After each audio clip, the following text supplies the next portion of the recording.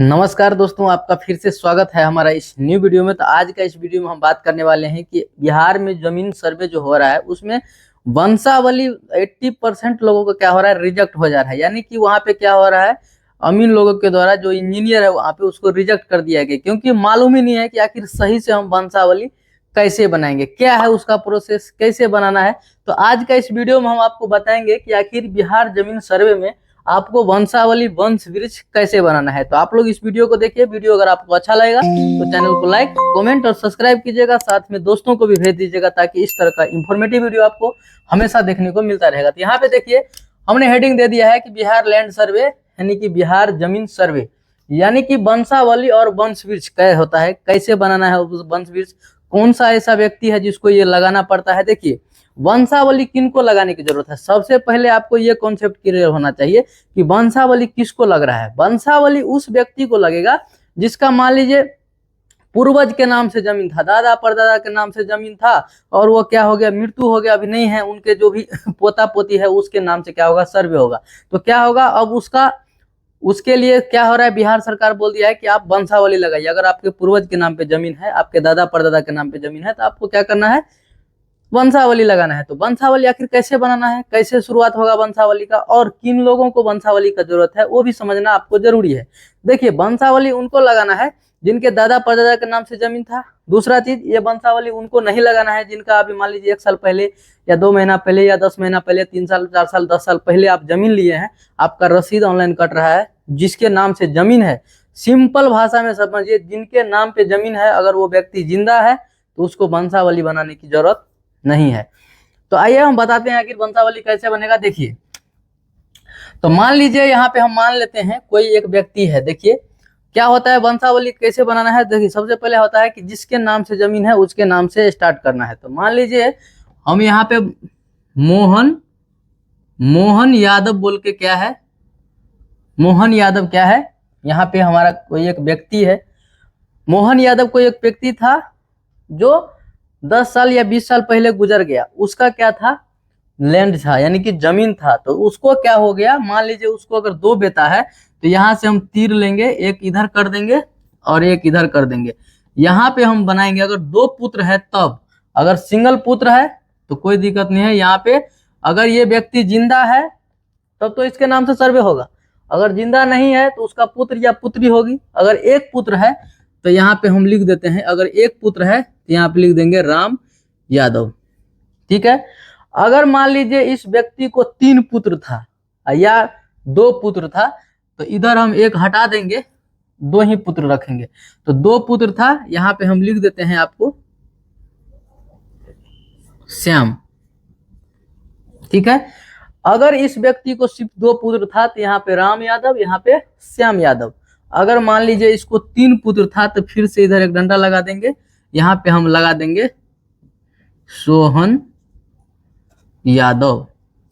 क्या करना है यहाँ पे आपको, देखिए, अगर ये व्यक्ति का मृत्यु हो जाता है, अगर इसको 3 पुत्र है तो ऐसे 3 नाम लिखना है। अगर 2 पुत्र रहता तो 2 ही नाम रहता। अगर एक पुत्र रहता तो ये दोनों का होता, हमारे पास नहीं होता, सिर्फ एक ही होता। अब समझ गया आपको कि अगर किसी व्यक्ति को 3 पुत्र है तो ऐसे लिखना है, एक पुत्र रहेगा तो एक ही लिखना है, 2 रहेगा तो 2 लिखना है, 3 रहेगा तो 3, इस प्रकार से आपको लिख देना है। अब आगे समझिए क्या करना है। मान लीजिए इस व्यक्ति मोहन यादव को 3 पुत्र था। ठीक है। इस तीन पुत्र को क्या हो गया, फिर से एक पुत्र हो गया, एक पुत्र हो गया। इसमें आ गया अनिल यादव। ठीक है। और इसको भी एक पुत्र हो गया, हम पुत्री वाला भी आपको बताएंगे। इसको भी एक पुत्र हो गया अरुण यादव। ठीक है। और इसको भी एक पुत्र हो गया रमेश यादव। अब आप बात को समझिए, ये व्यक्ति था जिसके नाम से जमीन था, इसका मृत्यु हो गया। इसके बाद इसको 3 पुत्र था, श्याम यादव, राम यादव, सोहन यादव। ये तीनों व्यक्ति का फिर क्या हो गया, बहुत लंबा समय था, 50-60 साल पहले की बात है। तो क्या हो गया, इस तीनों का मान लीजिए अगर मृत्यु हो जाता है, अगर नहीं मृत्यु होता है, मान लीजिए इसमें से ये 2 व्यक्ति जिंदा है, एक व्यक्ति मर गया है, तो फिर क्या होगा, इसके बेटा के नाम पे, इसके नाम पे सर्वे हो जाएगा। इसका नाम आपको देना है। अगर ये व्यक्ति जिंदा नहीं है, मर गया, ये भी मर गया, ये भी मर गया, तो फिर इसका कोई ना कोई उत्तराधिकारी होगा, इसका कोई ना कोई उत्तराधिकारी, उसका कोई ना कोई उत्तराधिकारी होगा, पुत्र होगा या पुत्री होगी। तो यहाँ पे नाम लिख देना है। अब समझिए बात को कि ये अनिल यादव है, ये भी जिंदा है, ये भी जिंदा है और ये भी जिंदा है। तो क्या होगा, अब इसी तीनों के पास आके क्या होगा, ये सर्वे रुक जाएगा। यानी कि ये वंशावली वंश वृक्ष जो बना रहे थे आप, यहाँ पे लाके इसको छोड़ देना है जहाँ पे व्यक्ति जिंदा है। तो मान लीजिए यहाँ पे ये अनिल यादव है, मान लीजिए अनिल यादव है, इसको 2 पुत्र हो जाते हैं तो कोई दिक्कत नहीं है। यहाँ से फिर लगाइए, ऐसे करके फिर लगाइए। इसके बाद मान लीजिए एक पुत्र का नाम ए है, एक पुत्र का नाम बी है, ठीक है। अब मान लीजिए कि संयोग ऐसा खराब हुआ कि ये तो मर ही गया बेचारा, इसको 3 पुत्र था, ये भी मर गया था, लेकिन इसको जो एक पुत्र हुआ वो भी मर गया, लेकिन इधर 2 जिंदा है। तो ये दोनों का सर्वे होगा।